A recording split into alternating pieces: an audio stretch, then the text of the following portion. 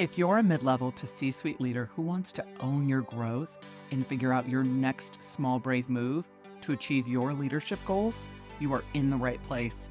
Welcome to the Small Brave Moves podcast, a weekly deep dive on how to be braver in leadership and in life for exceptional results. I'm your host, Nicole Bianchi, best-selling author, certified master executive coach, NSA certified speaking professional, chief bravery officer, and tough talk expert. If you're ready to become a better, braver, and more authentic leader, let's dive in. Welcome back to Small Brave Moves podcast. In today's episode, we're going to dive into the bravest thing that you can do in leadership and in life, which is showing up as your most authentic self. This is a journey of self-discovery, vulnerability, and ultimately genuine leadership. So let's get started. When working with a newly formed leadership team, or even a team that hasn't invested time into getting to know each other, I often use several powerful exercises to really get in there and build that momentum and trust. And one of my favorites is actually inspired by Patrick Lencioni's 5 Dysfunctions of a Team. And it involves each leader sharing a 6-minute monologue about their happiest moments, their saddest moments, and why they're really there at that moment. And the rules are simple. Fill the 6 minutes without talking about your resume or accolades, no questions or interruptions.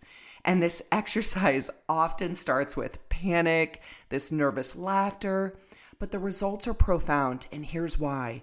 When everybody sits in silence and allows somebody to share more of who they are, they get past all of the first 2 minutes of what they typically share with someone, and they go so much deeper, and we learn more about who they really are. So here I am, I'm working with this CEO, and she had just filled all of her C-suite roles in her new business. And that actually increased her leadership team by 50%. And there was some tension between the new leaders and the old leaders, the leaders that had been there for 5+ years. Again, startup company, but there's a difference, right, between the people that had just joined. So we carefully crafted a team offsite to address this, focusing not just on what they needed to deliver, which was the what, right, the strategy, the objectives, the goals, but also how they wanted to work together. They needed to show up with how they wanted to come together. And so we started with this very exercise, the 6-minute monologue, and the CEO ended up going first, which is a strategic move on my part. And so we had her go first, and she is sharing these deeply personal stories, unscripted, and began to get a little teary-eyed and just really opened up about the personal journey she's been on that brought her to this CEO role. And it was the first time anybody on her team had heard anything like this. And it actually opened the door for the rest of the team to do the same. One by one, they followed and shared deeply about who they were, demonstrating vulnerability and how they had arrived at the position that they were at. And so by the end, there just wasn't a dry eye in the room. And sharing personal stories helps us really understand and appreciate each other better. And that's crucial, right, for building strong, trusting, cohesive teams. To lead others effectively, you must first understand yourself. Self-discovery only happens when we step out of our comfort zones and give ourselves time and space. And when leaders take assessment in my programs, they often ask, do I answer Nicole as I am at work or as I am at home? And my response is always, are you really two different people? And this question usually causes a pause because it's important to think about, how do you integrate your true self into all aspects of your life? Your authentic self is who you truly are, regardless of your occupation or your influence on others. And it means being true to yourself in your thoughts, your words, your actions.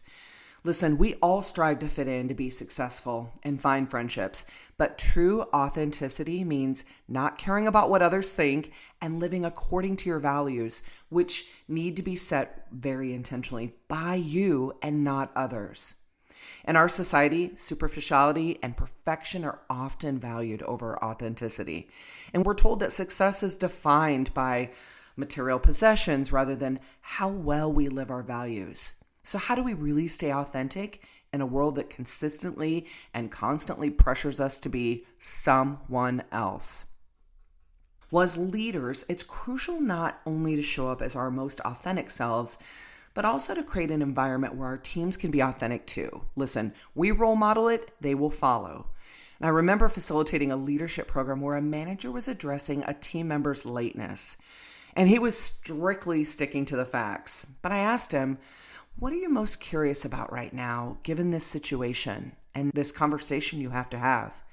And he said, Nicole, I want to understand what is really happening for this team member and then how I can help them. And this shift from being purely authoritative to being curious and empathetic was a step forward in being more authentic and creating that deeper connection and understanding. Keith Johnstone, a pioneer in the improv theater, talks about playing high and playing low. And people who play high are authoritative, while those who play low are more approachable. So to be more authentic, leaders need to find that balance, these traits, pulling back on the authoritative stance and incorporating some more approachable characteristics. Listen, we don't have to be perfect and on all the time. Brave leaders build on their past successes and learn from them, and they understand that authenticity and adaptability are not mutually exclusive. By viewing ourselves as works in progress, we can develop a leadership style that feels right for us and suits our organization's changing needs. Okay, so developing authenticity starts with recognizing the difference between your adaptive self and then your most authentic self.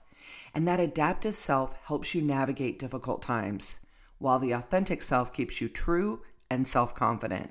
So observe your behaviors and responses, noting which feel true and which feel forced. This awareness helps you align more with your authentic self over time. Authenticity and purpose are so closely linked, and a deep sense of purpose helps you express your authenticity. And being authentic often helps you discover your purpose. Many leaders adapt to their organization's mission, vision, or values without really doing that deep work to define their own. And what happens is you feel disconnected and this lack of fulfillment because you might sort of know your purpose, but you haven't clearly defined it and owned it. So to find your purpose, I want you to ask yourself, why are you here? What energizes you? What drives you? Who do you want to help? What do you want to help with? And your values form the foundation of your life, influencing your decisions and direction. And identifying your personal ethos, your values, helps guide you to live your purpose and maintain your authenticity, even when it's challenging. And living your values is inherently fulfilling. When you face situations that conflict with your values or your ethos, it takes small, brave moves to stand firm. So for example, if authenticity is one of your values, there will be times when it's uncomfortable to live according to that value. But listen, staying true to yourself will bring a lasting sense of integrity and fulfillment. Have you done the deep work to really understand your authentic self? Well, if not, hey, it's never too late to start. I want you to begin with one small, brave move, and that's doing the discovery work. Brave leaders do the deep discovery work to understand who they are, how they want to show up, and how they want to be. This clarity gives you that path forward to living your very best life. I hope you feel inspired to start your journey of authenticity. If you enjoyed today's episode, please subscribe, leave a review, share with a friend. Remember, the bravest thing you can do is show up as your most authentic self. And never forget, your bravery will inspire others to make their first small, brave move. So until next time, keep making those small, brave moves.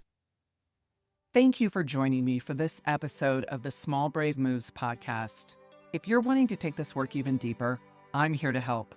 From engaging in inspirational keynote speeches to transformational coaching and workshops for leaders and teams, page-turning books, online courses, and enlightening leadership development retreats. There are so many ways that we can work together to take your leadership to the next level. For more information, check out the show notes, and let's do this together, one small brave move at a time. See you next week.